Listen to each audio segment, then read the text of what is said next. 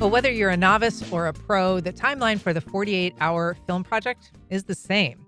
But now that the 2 days of chaos and creativity are over, participants can sit back and enjoy their work, and so can we.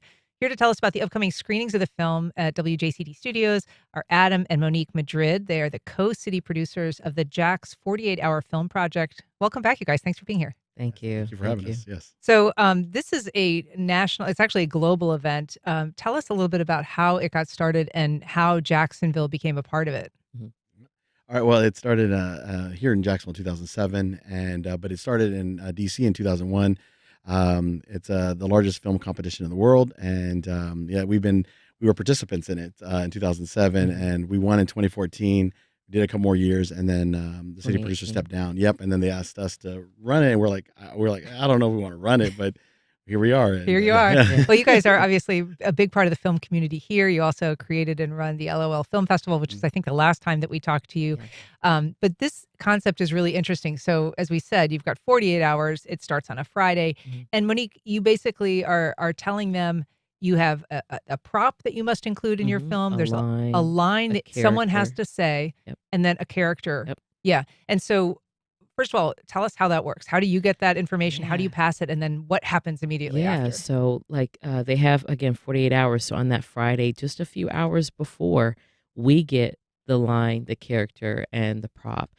So we don't have that much time before them, and we scramble to make sure we can have it to where they can see it visually. But they get it. They have to spin to get their genre, or, pick to get their genre, but so they don't know that either. Yeah. This year we did it with a shell because it's a nautical theme. But yeah, they have to select their genre too. So everything's from scratch, and then they're off to the races, and they have to make a film in 48 hours. Wow. I mean, more than the inserting the prop and the line, it seems like if you were, a genre filmmaker, like if you've made documentaries and all of a sudden you have to make a horror flick, like that could be a pretty tough adjustment. Yeah, absolutely. And that's the challenge of it all, obviously, is you don't know what you're filming until that kickoff event. And do they have to have a cast ready to go too? Normally, right? Yeah. I mean, you think you have everything in line until you find out what you pull, and you're like, maybe I don't need 12 people. Maybe I can do this with 2. So actors have it a little rough. They have to figure it out and get on teams pretty quickly. And so they get rolling on a Friday. They start scripting, and then Saturday is kind of a day to shoot primarily? Correct. Yep. If they stick to schedule, Saturday is the day to shoot. And then Sunday, what? Edit. Yeah, so probably Saturday night to Sunday morning to Sunday day, you're editing the film, and no sleep. Literally just trying to get it in before 7:30 at Sunday. Yeah, so they get it together, and then you've got this great collection of films, obviously running the gamut from, the sort of the level of the filmmaker, their experience, the participants, the actors, all of that. So you are grouping the screenings into a few different categories. Tell us where people can see them. And there's a much more detailed list, obviously, on your website, but just generally. Yeah, WJCT Studios. So right here on Monday, the 13th, 14th, and the 15th, and then the best of our top 15 films. They'll be shown October 22nd here at WJCT Studios. And there's like an award ceremony as well, right? Yeah, that on the 22nd. Yeah, so that's going to be a great thing, because on that night, one of those films will be representing Jacksonville and going to Lisbon, Portugal at Filmapalooza, where they compete against the world and then get a chance to go to the Cannes Film Festival in France.